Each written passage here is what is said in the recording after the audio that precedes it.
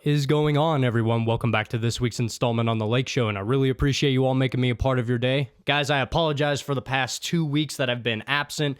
Work picked up quite a bit, and a lot of running around to do that I just haven't had the time to get back into studio and start recording again. But I'm back.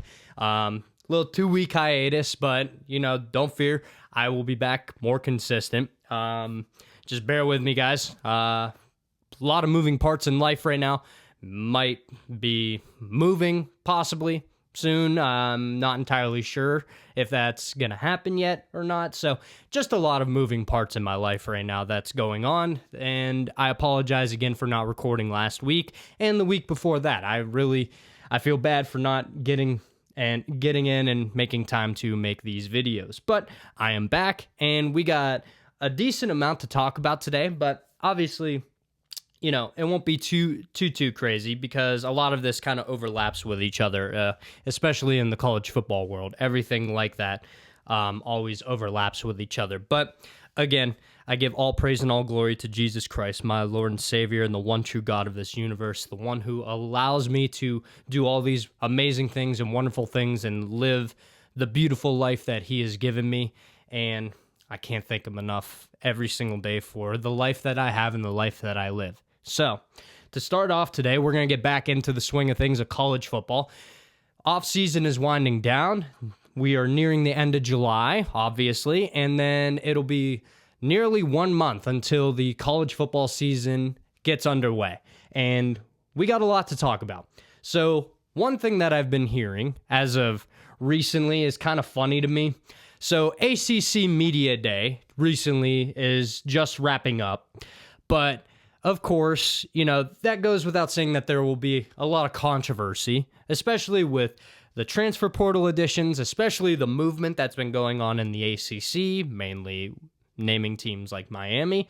So recently in ACC Media Day, Pat Narduzzi, head coach of Pitt, he's been very vocal very recently when asked about transfer portal and everything in between about the ACC and his program right now. So apparently, and Pat Narduzzi is taking shots at Miami's Mario Cristobal and basically Miami as a whole. As we all know, Darian Mensah, former quarterback of Duke, now with the Miami Hurricanes, was offered a pretty sizable NIL package to transfer to Miami and leave the Duke Blue Devils. So now everybody's up in arms about that and have been up in arms about that, which it is what it is. It's the landscape of college football that we now live in. I don't necessarily know how much merit the claim that there was tampering going on, but anybody who knows college football, even before NIL was legal, you already knew that there was tampering going on, especially down south in the SEC. We all know they were paying players long before the NIL became a thing, but that's neither here nor there. So Pat Narduzzi was throwing out some tampering accusations to Mario Cristobal and Miami, saying that they reached out and tried to poach their quarterback, freshman quarterback Mason Heinschel. So apparently there was a very sizable NIL deal that was offered to Mason Heinschel. He turned it down. And apparently, after finding out, head coach Pat Narduzzi immediately called head coach of Duke Manny Diaz to warn him that Darian Mensah was up next, that he was on Miami's radar, and that Miami was going to go for him. So here's the thing with this. This is the landscape of college football that we live in, and no matter how you spin it, players are going to say, they made the best choice for them, which is 100% in the realm of possibility. Who am I to say, why they transferred or why didn't they transfer? But, as a Miami fan, I'm going to believe Darian Mensah, that he transferred to Miami because, one, it's a better chance to win the Heisman Trophy. We saw that with Cam Ward. Even Carson Beck earlier in the season last year had a little bit of Heisman buzz. Cam Ward obviously went to New York and was finished third. But Darian Mensah would have a better shot at winning the Heisman Trophy and possibility of winning a national title, which, again, both in the realm of possibility. Miami has had a Heisman finalist and they've played for a national championship both in the past 2 years. So those are definitely within the realm of possibility for Darian Mensah. But as far as Pat Narduzzi is concerned, I don't get why he needs to stir the pot like this, because, again, this is something that has been known. This is something that has been going on. But those are some very serious accusations. And realistically, I think Pat Narduzzi is full of himself. I really think that this dude just talks to talk. He was also seen and heard making comments that the ACC is better than the Big Ten. I don't know if Pat Narduzzi knows this, but the past 3 college football national champions have all been Big Ten. Michigan, Ohio State, Indiana. All of them. There hasn't been an SEC champion in nearly 4 years. There hasn't been an ACC champion since, I believe it was Clemson back in 2018. So it's been a while since the ACC has, and I mean, we're going on almost 10 years. It's been 8 years already. It's kind of crazy to, think that that's already been almost 10 years since the Dabo Swinney and Trevor Lawrence years at Clemson, which, again, time flies like so fast. But again, I don't know what Pat Narduzzi is on. I still remember that they got whooped by Notre Dame, and Pat Narduzzi was saying that, that game didn't matter. We could have lost by Notre Dame by 100, and that game still wouldn't matter. What mattered was the Miami game. And then Miami, I was at that game, nearly front row with my father, my fiance, and my fiance's brother. We witnessed Miami push Pitt all over the field for 60 minutes. So Pat Narduzzi is, I don't know how much merit any of this holds. I don't know what the ACC is going to do on that part. I don't know what the ACC or even the NCAA, the toothless NCAA, I might add, would be doing. If any of this is true, is it in the realm of possibility? Absolutely, it's possible. There is always, poaching going around. There's always tampering, but it's under the umbrella of, NIL offering lucrative deals to certain college athletes. So do I think anything is going to come about this? No. I do question Pat Narduzzi in general.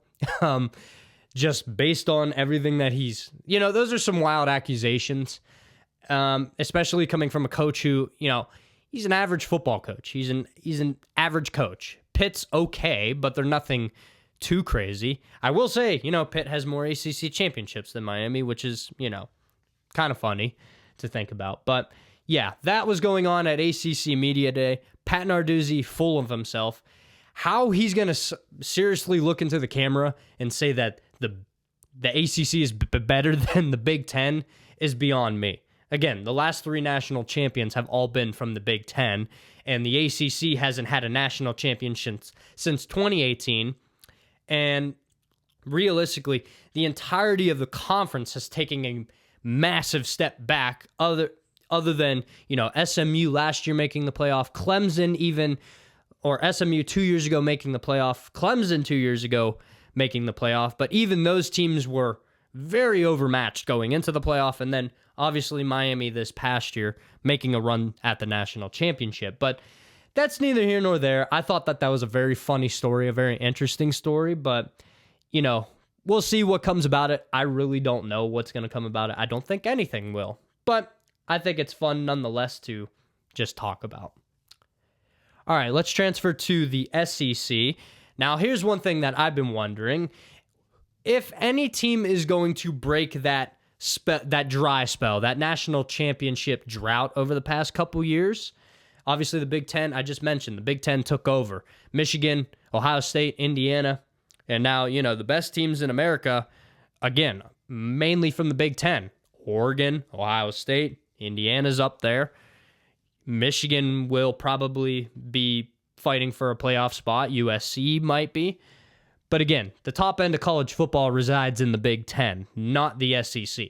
So it got me thinking, what teams are most likely to make a run at a national championship this year and end that kind of, the dry spell of a national title drought for the conference. So I have two teams in mind and a dark horse third, but I really don't think that there's much of a chance that the SEC does.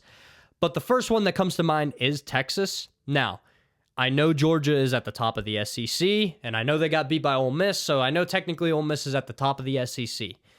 I feel like Ole Miss is going to take a step back, but Trinidad Chambliss and the running game of Kewan Lacey gives Ole Miss a chance.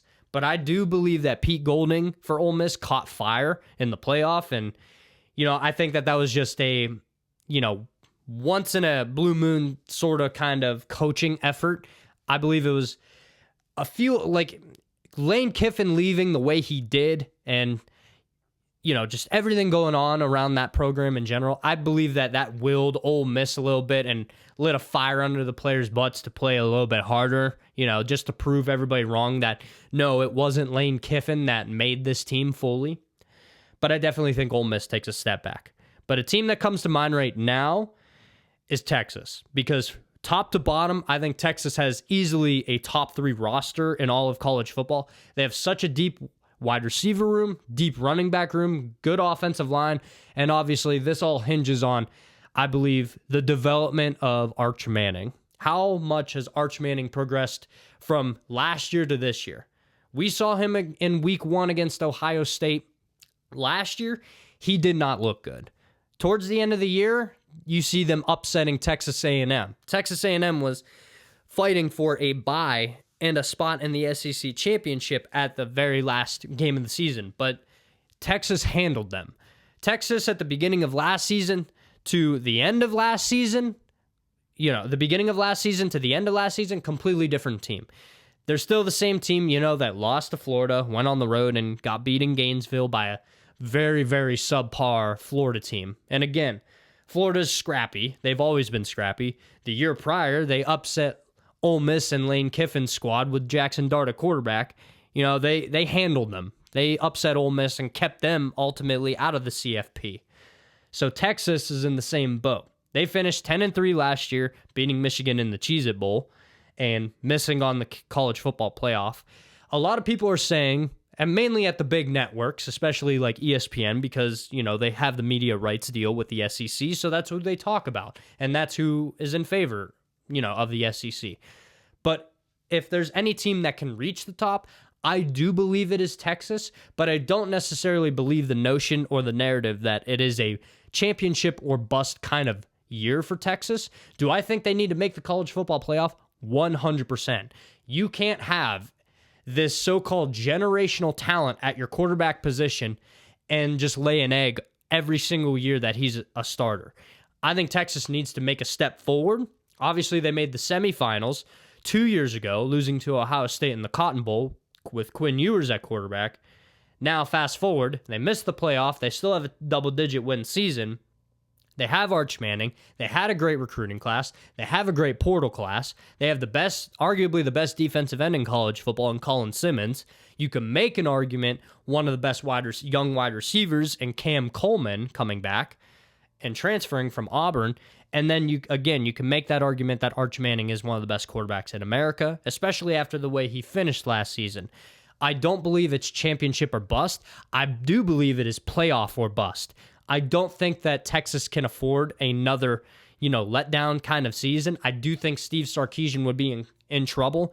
Maybe not necessarily be fired, but there would be hot seat talk and there would be, a coaching switch kind of chatter around Austin if that were to happen. Do I think Texas is going to make the playoff? Yes. They're my preseason pick to win the SEC. Another team I'm thinking of is Georgia. Obviously, Georgia has been the cream of the crop of the SEC for the past 5 years, nearly 10 years. Since Nick Saban retired, it is now fully fledged Georgia. I am not one to believe that Georgia's going to go away lightly. Yes, they lost to Ole Miss, but they lost to a generational effort by Trinidad Chambliss and a great Ole Miss squad that was looking to go out there and prove something. Yeah, they smashed Tulane, but Georgia was a different animal, especially since I believe Georgia beat them in the regular season last year, and it wasn't really necessarily that close. So Yeah, they handed Ole Miss their one loss of the season. But regardless, Gunnar Stockton back. I think the biggest thing for Georgia going forward, can they get a consistent pass rush? And yet again, can they have a consistent receiving game where receivers are actually reliable and they can actually catch the football? If Georgia does that, if they were to get sort of a, more consistent pass rush, I think Georgia is easily in the running for a national championship and most definitely going to make the SEC title game. I'm predicting a rematch of the 2024, or technically 2025, SEC championship game when Georgia took on Texas. I'm predicting a rematch. So Texas is my preseason favorite to win it, but I would also put Georgia in the title game. But those are my two SEC teams that I'm looking at that could possibly win the national title. And I don't buy the narrative that it's title or bust for Texas, but I do think it's playoff or bust for Texas. And Georgia, it's nothing. If they don't win a natty, okay, it is what it is. But they've pretty much owned college football. They're one of the top dogs, no pun intended, in college football for a reason over the past couple years. But those are my two teams that I am currently looking at to possibly make a run out of a national championship. But again, I do think that the SEC is a little, I believe they're going to get quite a few teams in the playoff. I think they could get 3 or 4 in this year. Georgia, Texas, I do believe A&M's a possibility. Oklahoma, Tennessee, I doubt it. Bama, maybe. Don't even get me started on Bama. I think Kalen DeBoer is in trouble. I think if he has another letdown year, if he misses the playoff this year, I think there's a good chance that he can possibly be fired.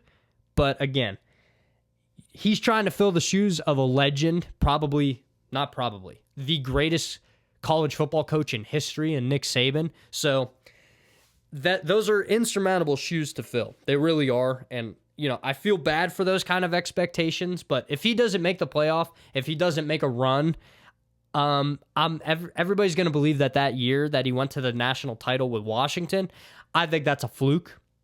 I do think Texas should have beat Washington that one year to go to the national title, but it is what it is. But those are my two teams that I'm looking at to possibly end the title drought for the SEC. I don't think any other team can come close. Oklahoma is going to be good. I don't think I don't think they can win a national title unless John Mateer is fully healthy and that Oklahoma offense can get some sort of a run game. I'm not going to put the Sooners in national title contention right now. All right. We're on a roll today. So now I'm going to transition into, something else I was recently listening to. It's kind of funny. So I love banter between, coaches and the media. They always go at it. There's never a time where the media and, let's say, college football coaches or teams or universities or players, they jaw at each other. Like, that's one of my favorite things to see because I think it gets so hysterical. But one thing that comes to mind is Dabo Swinney and Clemson. Dabo always calls out Paul Feinbaum. Paul Feinbaum always basically calls Dabo Swinney stupid. He literally said the other day that Clemson is stuck on stupid, or Dabo Swinney is stuck on stupid. So here's my, Dabo is, this is from an outsider's perspective. Dabo is so enamored with what they used to be. Clemson right now is not the program that they were with Trevor Lawrence or Deshaun Watson, or even, that one year they had Kelly Bryant, that buffer year between Watson and, Trevor Lawrence. There was 2 years where Dabo Swinney took down Nick Saban. Now, granted, Dabo Swinney is going to be a Hall of Fame coach. He's one of the best to ever do it. He's one of the very few who are still active who have won a national championship. I believe it's him and Kirby Smart. Those are the only two coaches that are active currently that have won a national title. But Clemson is not the program that they once were. Dabo Swinney is still reluctant to really use the transfer portal fully. I believe this is a make or break kind of year for Clemson. I really do. They went 7-6 last year. The year prior, they went 10-3. I believe they finished 10-4. After the year prior, they lost to Texas in the first round. They won the ACC. But I don't believe that they will reach that kind of level of competitiveness that they once were under Dabo Swinney. I'm not going to go as far as to say Paul Feinbaum is correct saying that Dabo Swinney is stuck on stupid. But I think that those days of Clemson football reigning over the ACC are kind of done. Do I think they could have a rebound year? Yes. But I don't necessarily believe that, Clemson's QB1, I think his name is Christopher Vizino, whatever it may be. I forget. I'm butchering the last name. I apologize. But everybody thought that Cade Klubnik was going to be the next Trevor Lawrence. He wasn't. He fell to the 5th round and got drafted by the New York Jets. It's either the 3rd, 4th, or 5th round. It's one of those. But he fell after being a Heisman frontrunner and a Heisman favorite at the preseason of last year. When Clemson came into the season, I believe they were ranked 4th, and then they laid an egg, and then they went 7-6, missing the ACC title, missing, the college football playoff. We started to see the so-called cracks in the armor the year prior, even when they made the college football playoff, but last year was just like, if there's another season like last year, I think Dabo's either going to retire or Clemson's just going to part ways with him because and people don't understand this. People may not realize this, but I'm old enough to remember Clemson football before Dabo Swinney, became Dabo Swinney. Even early on in first couple years, they were good. They were getting better, but they weren't national title contenders. But even before then, for a long time, Clemson was a doormat. Clemson was an average to below average team before Dabo Swinney. So it's not like Clemson is just this one big giant, blue blood. Clemson has had quite a few down years. So, saying that, the narrative that they were once and always great, that's not the case. So I do believe that if Clemson has another year that they had last year, I think it's Dabo's time. I think Dabo needs to get with the times, but unfortunately, I don't think he will. I think the Dabo Swinney Clemson era is done. I really do. I don't see them making the playoff. I don't see them making the ACC title game. Is it a possibility? Yes. But there's a couple teams, like Clemson was picked to win or at least compete for the ACC last year. They finished 7th. Teams like SMU, Virginia, Pitt, Georgia Tech, Duke, who ended up winning the ACC with 5 losses, but they finished 6-2 in conference. Again, we could go on and on and on. And don't even get me started on Rhett Lashley, head coach of SMU, saying that Duke should have been in the playoff. There is no chance that a 5-loss team was ever going to make the college football playoff. There is no shot that that'll ever happen. We haven't had a team with 3 losses make the college football playoff yet. It's only been 2 and 1-loss teams that have made the college football playoff. I don't see a scenario where there will be a 3-loss team in the playoff unless we move to 24 teams, which, again, I've talked to death about that. I've said enough. It's like beating a dead horse at this point. There is no reason to expand to 24 teams. There is zero reason. I understand the inclusivity of the sport that they want to add. I understand why the ACC and Jim Phillips, I believe he's the head of the ACC. I understand why they're all for getting more teams in. It gives them more, because the ACC is so, top heavy with literally 2 or 3 teams. Miami will throw Clemson in it and SMU. 3 compared to, if we went to 24 teams, the Big Ten's probably going to get 6 or 7 or 8 in. The SEC will more than likely get 6 or 7 in. The Big 12, probably 2 or 3. The ACC, 2 or 3. Maybe even only 1. The ACC is so bad. The bottom part of the mid to bottom tier of the ACC is like the basement of college football. Teams like Syracuse, Boston College, North Carolina, Florida State, Stanford. It's all trash at the bottom. Whereas the mid to lower tier in the Big 12, you got your Kansas States, your Iowa States. Even Colorado needs to get their act together. But even the mid to kind of the lower part of the Big 10, I would take that over the mid to lower part of the ACC. So, I think that's a mistake going to 24 teams. I'm okay with 16. I think 16 is like the perfect number. Next week, I'm going to do my first college, my very, very way too early, my first college football 12-team playoff prediction for the end of this upcoming football season. But I do think that it's going to be I think it's going to be fascinating. I think this is going to be a season for the ages. I really do. I think it's going to be a fascinating ride. And, one more quick thing before I get out of here today. So yesterday, obviously I'm recording this on Monday, and this will be posted Tuesday. So finally, after months, the Avengers Doomsday trailer finally released.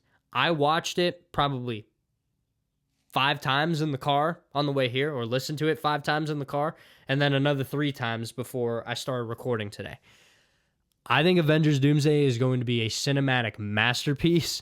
I don't know necessarily if it'll reach the level of like Avengers Endgame, but I will say Avengers Doomsday, that first trailer release, I've been waiting for this for months on end. It's almost like I lost interest. My fiance is the one who texted me and said that the trailer finally dropped. Immediately had to put that on. I think Avengers Doomsday is going to be fantastic. Just judging based off the trailer, I think Chris Hemsworth is going to deliver a performance for the ages.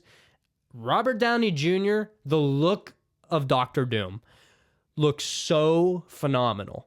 Like, I actually think Avengers Doomsday might smash records. I think it might, smash Avatar. It very well could smash one of the other Avengers movies. I think this is going to be one of the best Marvel movies to come out. I know that Marvel has dipped over the past couple years. I can't wait for the new Spider-Man movie to come out. That looks amazing. But Marvel took a big step back for a while. I really think that they fumbled the ball massively with a lot of these Disney Plus projects. Ever since Endgame, it's never been the same. Just the build-up to this movie, I think it's insane now. I think the hype's going to reach an all-time high, but I really do think that Avengers Doomsday might be a cinematic masterpiece, and I think the Russo brothers are going to deliver one of the best experiences that we've ever seen in cinema. And that's going to wrap up this week on The Lake Show, everyone. I really appreciate you all making me a part of your day. Be sure to like, subscribe, share with your friends, leave some comments down below. I'm your host, Dominic Lako. God bless. I love the chase and the hunt, and I set the pace when I'm running. I always take what I want, and I always give it 100. Don't need a bank, no, I'm funded. Play the game like it's nothing. I'm always thankful for something. Don't take for granted.